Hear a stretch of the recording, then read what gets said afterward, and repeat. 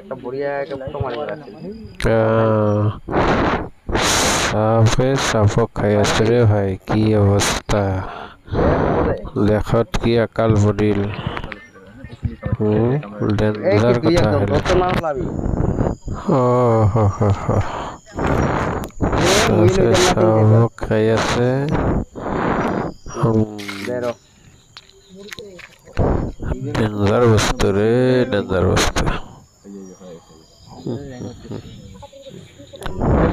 ইমান দেবী সবাই হাফত